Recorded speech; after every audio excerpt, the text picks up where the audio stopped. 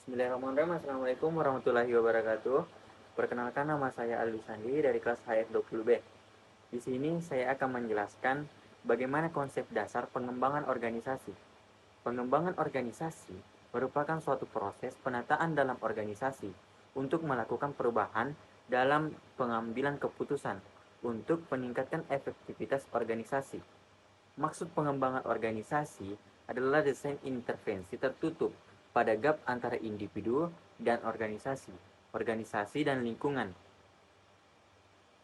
Sejumlah proses, struktur, dan strategi organisasi, tujuan utama pengembangan organisasi membentuk dua hal, yaitu pertama, peningkatan individu, tim, dan fungsi organisasi.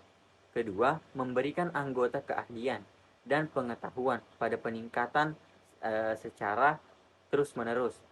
Fokus utama pengembangan organisasi yaitu budaya, yang merupakan nilai, asumsi, kepercayaan, dan norma yang dibentuk pada suatu organisasi.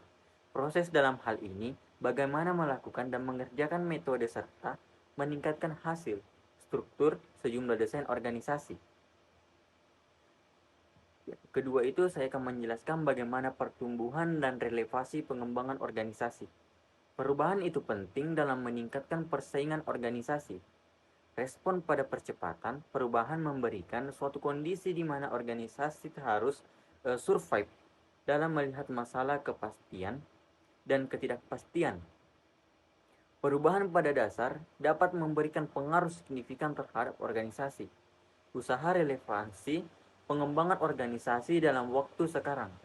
Beberapa opini yang dibangun penting untuk mengembangkan teori baru dan metode dalam perubahan.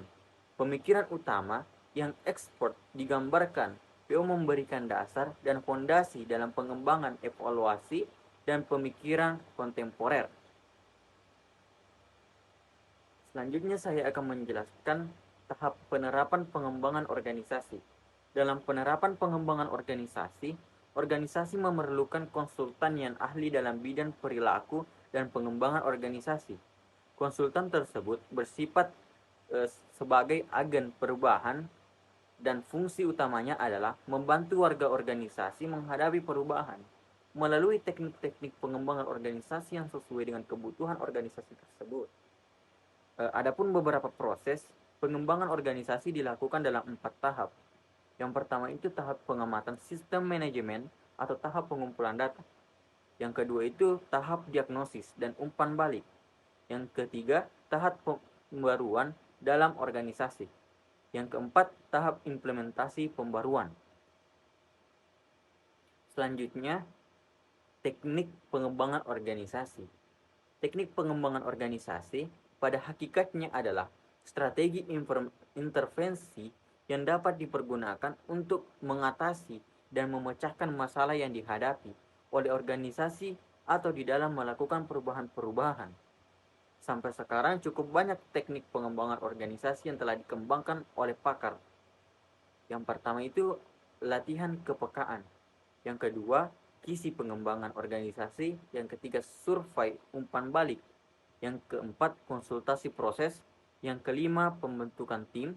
Yang keenam, transactional analysis. Yang ketujuh, intergroup activities. Yang kedelapan, third party phase making. Baik, itulah sedikit penjelasan dari saya mengenai paradigma intervensi dalam perubahan organisasi. Lebih dan kurangnya mohon dimaafkan. Sekian, assalamualaikum warahmatullahi wabarakatuh.